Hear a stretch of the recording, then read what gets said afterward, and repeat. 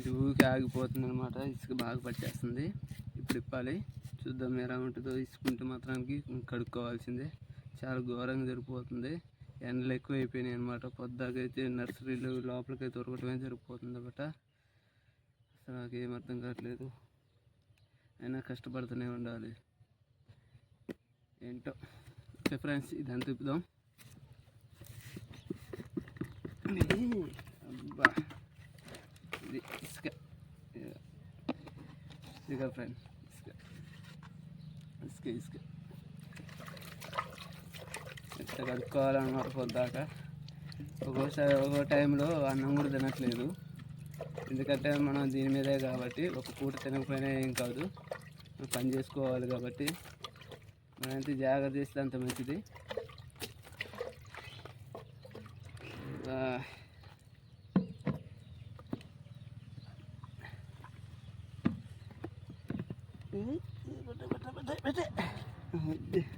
అట్లా మంచిగా కంగారు కాకుండా నిదానంగా పెట్టుకోవాలి. లేకపోతే ఇది తిరిగితే మాత్రానికి రేపటి పరిస్థితి ఎలా ఉంటుందో తెలియదు. మన జాగ్రత్త మనం చేసుకోవాలి కాబట్టి.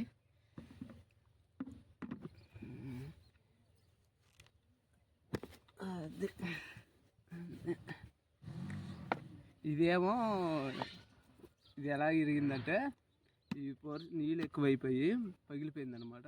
ఈ జాయింట్ అనేది ఇరిగిపోయింది. ఈ జాయింట్ ఇరిగిపోవడం వల్ల మళ్ళీ నేను ఏం చేస్తున్నంటే ఈ తాళ్ళతోటి కట్టేస్తున్నాను. ఈ తాళ్ళతో కడితే ఆగుతుందో పర్లేదు, అట్లాగే చిన్నగా ఓపెన్ చేస్తాను అనమాట. ఈ వాటరింగ్ లోపల నుంచి వెళ్ళిపోద్ది, లోపల ఉన్న వాటర్ బయటకు వచ్చేసింది అనమాట. Okay friends.